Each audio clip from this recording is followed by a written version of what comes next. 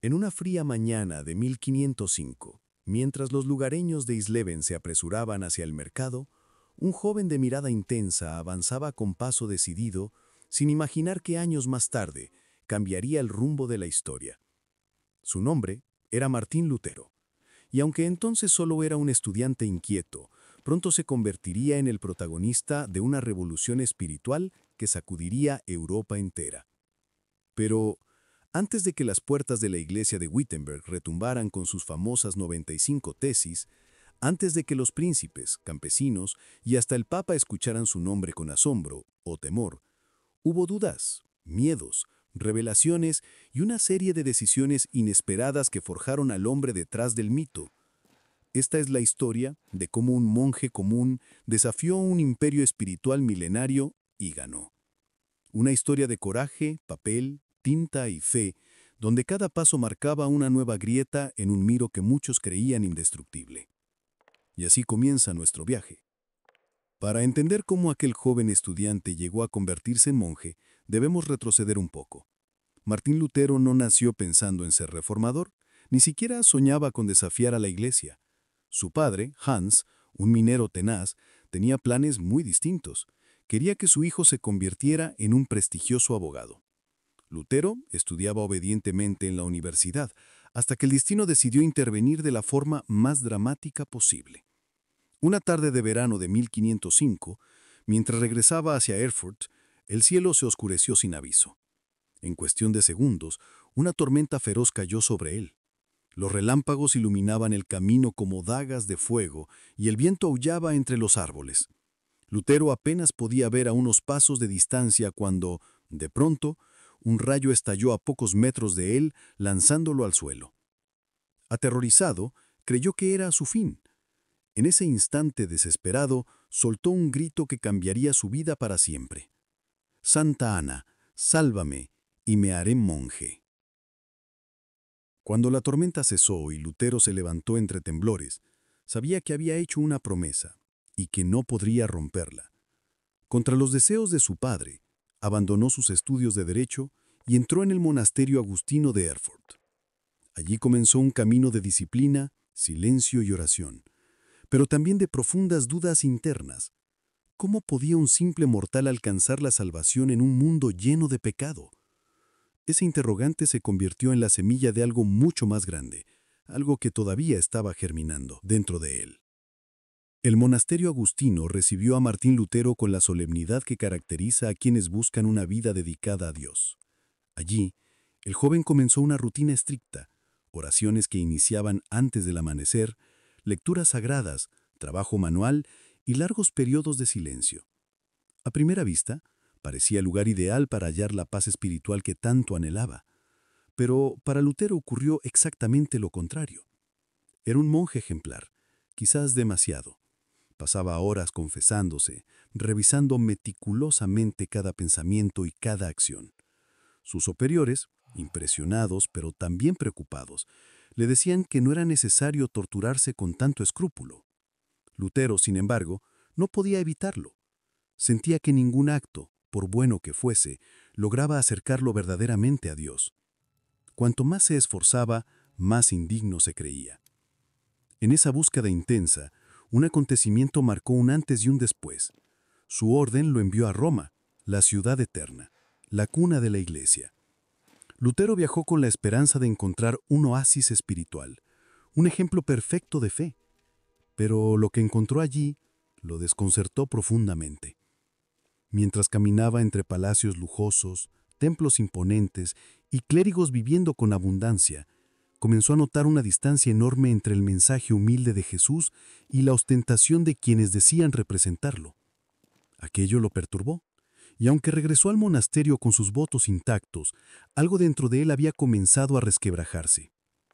El conflicto que lo atormentaba estaba lejos de resolverse, y se acercaba el momento en que sus dudas estallarían en forma de palabras escritas y clavadas en una puerta. Tras su viaje a Roma, Lutero regresó más consciente que nunca de las fallas dentro de la iglesia. Aún así, continuó su vida monástica. Se convirtió en profesor de teología en la Universidad de Wittenberg y dedicó largas horas al estudio de las Escrituras. Fue en ese silencio académico donde encontró una revelación que lo sacudió por completo. El justo por la fe vivirá. Aquellas palabras, escondidas en la carta de San Pablo, iluminaron su mente como un nuevo amanecer. La salvación no se compraba ni se negociaba, era un regalo divino, un acto de fe profunda, no de obras ni indulgencias. Y justo en ese momento, la Iglesia estaba promoviendo algo que le resultaba intolerable: la venta masiva de indulgencias, documentos que prometían reducir el tiempo en el purgatorio a cambio de dinero. Para Lutero, eso no solo era una mala práctica, sino una traición al corazón mismo del Evangelio. El 31 de octubre de 1517, impulsado por una mezcla de indignación y esperanza, Lutero tomó pluma, tinta y martillo. Redactó 95 tesis, una lista de argumentos que cuestionaban el abuso de las indulgencias y pedían un debate académico urgente. Luego caminó hacia la iglesia del castillo de Wittenberg y, con determinación, clavó el documento en la puerta. El sonido del martillo resonó en la plaza en un eco que parecía, sin saberlo él, anunciar una nueva era. Las tesis se copiaron, circularon, se tradujeron, y en cuestión de semanas, toda Europa hablaba del monje rebelde que se había atrevido a desafiar al poder más grande del continente. Pero el desafío tendría consecuencias. Lutero estaba a punto de enfrentarse no solo a teólogos y obispos, al mismísimo Papa, y su vida jamás volvería a ser la misma. La expansión veloz de las 95 tesis tomó a todos por sorpresa, incluso al propio Lutero. Lo que él había pensado como un llamado académico al diálogo se transformó en una tormenta política, religiosa y social. Las imprentas trabajaban sin descanso, los estudiantes debatían en las tabernas, los campesinos comentaban los panfletos, y en Roma, el Papa León X fruncía el ceño ante el creciente alboroto. Las autoridades eclesiásticas exigieron a Lutero retractarse, pero el monje, ahora seguro de sus convicciones, se negó una y otra vez. Aquello lo llevó a ser convocado ante un tribunal imperial en 1521, la famosa Dieta de Worms. El salón estaba repleto.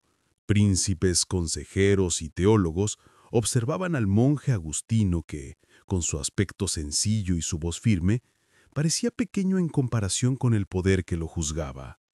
Frente a una mesa repleta de sus propios escritos, le dijeron: «Lutero, ¿te retractas de lo que has enseñado?». El silencio cayó como un manto pesado. Lutero respiró hondo. Sabía que una palabra equivocada podía costarle la vida. Entonces respondió con una frase que quedaría grabada para siempre en la historia: «Aquí estoy. No puedo actuar de otra manera. Que Dios me ayude. Amén». Aquel desafío directo dejó perplejos a muchos. Lutero fue declarado hereje y proscrito. Cualquiera podía capturarlo. Pero, en un giro inesperado, el príncipe Federico de Sajonia ordenó secuestrarlo para protegerlo. En secreto lo llevó al castillo de Wartburg, donde Lutero vivió oculto durante meses. Allí, entre muros silenciosos y bosques densos, comenzaría una obra gigantesca, la traducción del Nuevo Testamento al alemán para que cualquier persona, no solo los eruditos, pudiera leer la palabra por sí misma. El monje había encendido un fuego que ya nada podría apagar. Desde su refugio en Wartburg, Lutero trabajó incansablemente. Su traducción del Nuevo Testamento no solo acercó la Biblia al pueblo, sino que ayudó a unificar y moldear el idioma alemán. Cuando salió finalmente de su escondite, encontró una Europa en plena efervescencia. Ideas nuevas, iglesias emergentes, discusiones encendidas y una sociedad que ya no aceptaba el orden antiguo sin cuestionarlo. Lutero regresó a Wittenberg y continuó enseñando, predicando y escribiendo. Su presencia era tan influyente que incluso movimientos más radicales intentaron usar su nombre para justificar actos violentos, pero él se mantuvo firme. La reforma debía nacer de la convicción, no de la espada. Con el paso de los años, se casó con Catalina de Bora, una ex monja con inteligencia aguda y carácter decidido. Juntos formaron una familia que se convirtió en símbolo de una nueva forma de vida cristiana, más cercana, más humana, más libre. Aunque Lutero nunca pretendió dividir la cristiandad, Su visión abrió caminos que transformaron para siempre la espiritualidad occidental. Surgieron nuevas denominaciones, se renovaron prácticas religiosas y se cuestionó la autoridad absoluta como nunca antes. Su mensaje central, que la fe es un acto personal y profundo, no una transacción, siguió expandiéndose mucho más allá de su tiempo. El 18 de febrero de 1546, Lutero falleció en su ciudad natal, Eisleben, después de asegurar la paz entre dos nobles enfrentados. Sus últimas palabras, escritas a mano, fueron un recordatorio de humildad. Somos mendigos. Esto es verdad. Pero su legado, lejos de ser mendigo, fue inmenso. Dejó tras de sí un mundo distinto, un mundo que aprendió a leer, a pensar y a creer de nuevas maneras. Así termina este viaje por la vida de un hombre que, armado solo con papel, tinta y convicción, cambió la historia para siempre.